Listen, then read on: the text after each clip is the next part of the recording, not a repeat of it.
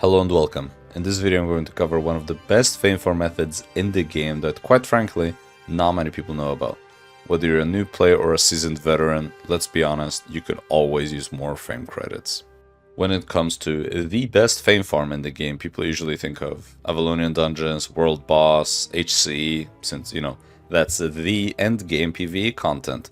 But let me show you, given how little effort or setup you need to get started doing static dungeons, the fame is more than worth it, and the silver isn't bad either, so let me give you a rundown on how things work.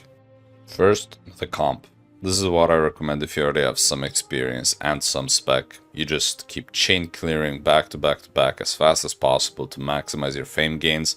No time wasted waiting for cooldowns.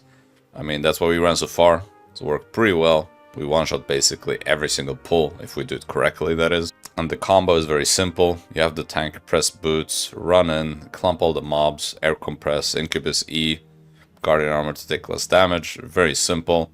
Now for the DPS rotation, it's also not that complicated. For the shadow caller, you simply press your E as soon as you see the air compress go off, or even slightly before if you know what you're doing.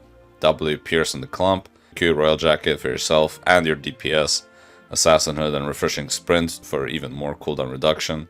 Now for the Mist Piercers, you want to stack up as soon as you see your tank press boots, so you always want to start off with your Druid Robe, Q somewhere far away, ideally not any mobs so you don't get aggro, Royal Sandals WQ, and then as soon as the air compress lands, you start spamming your E's, throwing a Q. Not very complicated. Now the healer also, you have a Royal Robe, so you want to drop it in a reasonable position for your Mist Piercers. If you're a new group and have low spec, you could try out the tier 6 static as well. They're not that bad. You'll also be less likely to run into people. Now, one thing that's really important is you should prioritize the statics that are rallying. That's where the real fame is at. If you're struggling with pulls, you could swap some of the cooldown stuff for more defensives and more damage. For example, on the tank, you could swap the soldier helmet. This will help you survive longer. Now also keep in mind, there's many ways to build this comp. There's many viable DPS. It's not just Mist Piercer that's the best. This is just what we've been running and it's working very well. We one-shot every single pull without issues and then we just run on to the next. And we're not running Gucci gear either. We're all running 4.4 with mob fame.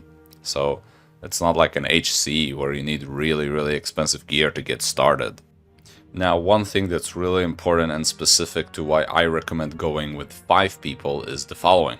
On the bottom right, it shows you the amount of people in the zone. 5 people is the sweet spot because you will know as soon as someone enters the zone, you can stay alert, not take risky pulls, or if you're really paranoid, you could A out and leave. Or if you're like us, swap to PvP sets.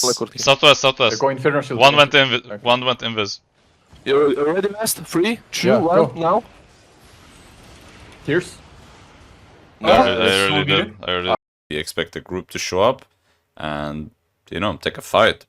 Now for PvP swaps, we don't really have that much. It's basically just a tank swapping to polehammer.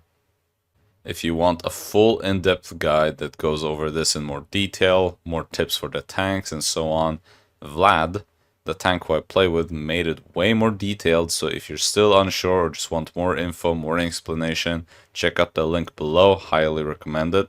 Like and subscribe for more content, and I hope you have a good one.